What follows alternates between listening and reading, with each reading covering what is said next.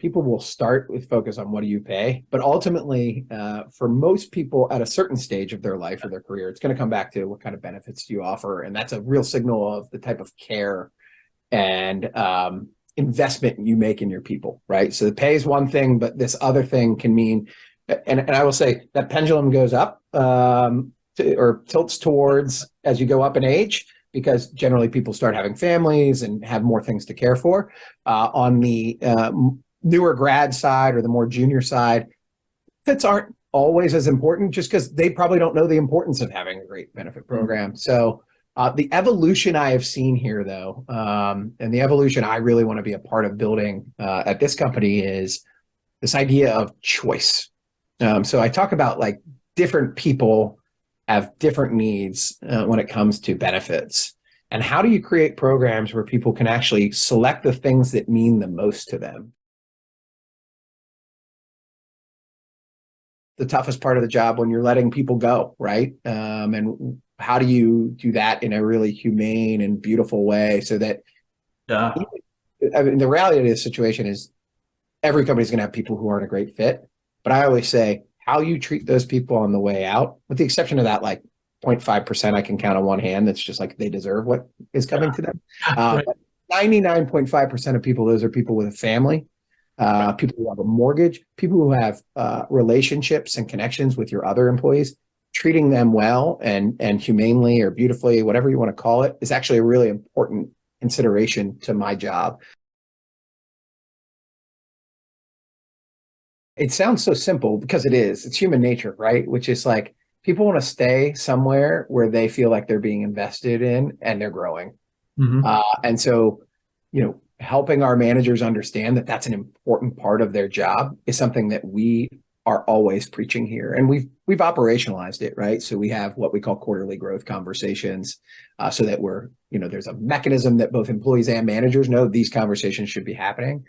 But yeah, I mean, it really does come down to, people generally leave managers, right? And so how do you make sure that those managers are showing those people they're invested in their growth, they're invested in their development, and you'll hang on to people for longer, right? Mm-hmm. That's our goal. Again, coming back to retention.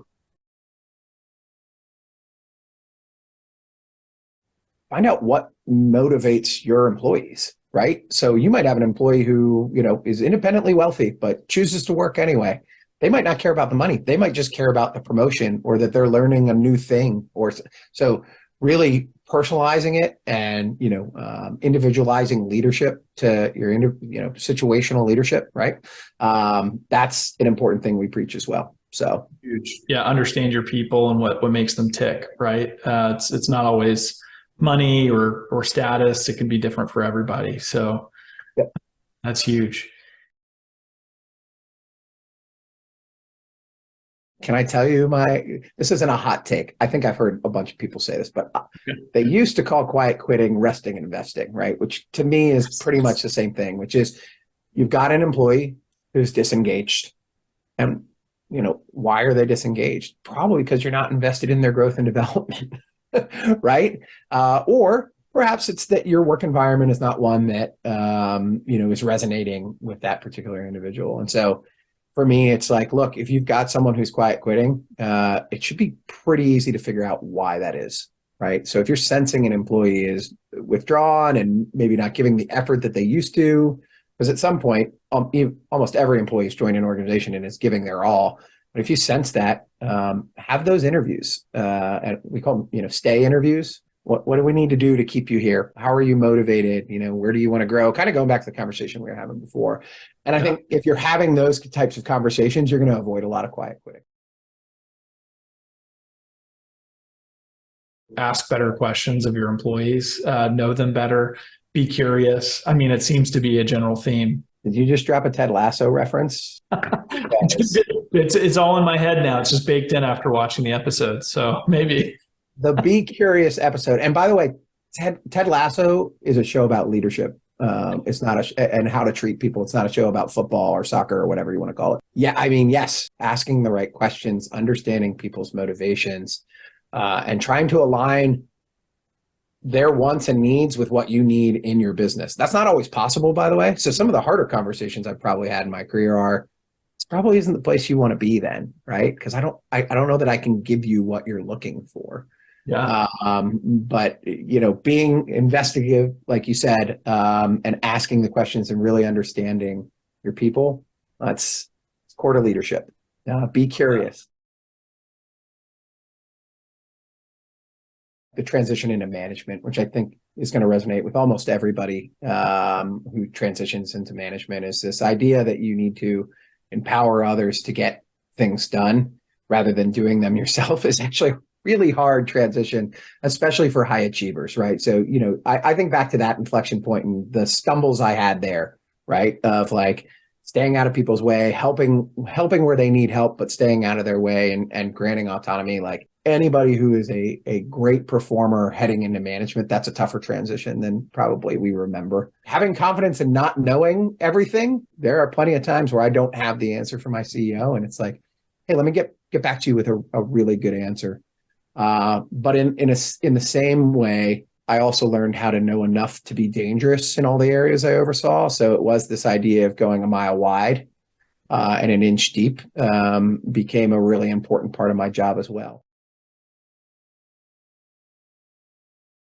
Adopting some of my father's life lessons earlier, and he always had this decision-making framework he placed on everything, which is it ended with, is it the right thing to do?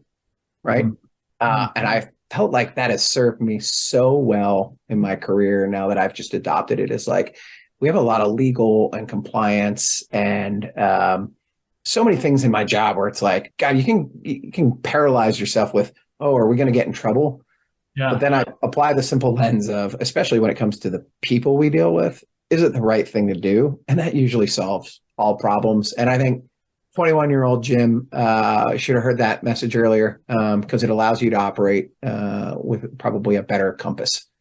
It's great. I heard it from him all those years, but I probably didn't internalize it until I got a little older. Define what success means to you, because everybody has a little bit of a different definition of what a successful life means or what success means in general. Success for me is to be respected. My job is one where I am sometimes having to make decisions that are going to be unpopular, but am I doing them fairly and consistently, kind of putting the human first and asking is it the right thing to do question? If people can at least respect my decisions, then I'm okay with them being okay with maybe not agreeing with them, right? Incredibly difficult for many of us to change our intake of that and say, okay, I'm okay if I'm not liked by everybody, because no one can be, right? If you're being honest and truthful and real, but you can earn people's respect, right? And being respected versus always being liked is probably a little bit more of an effective way of showing up. If you enjoy this podcast, please make sure to subscribe. And to stay updated on everything that the Action Catalyst is up to, make sure to follow us on Facebook and Instagram at Action Catalyst Podcast and on Twitter at Catalyst_Action. And thanks for listening.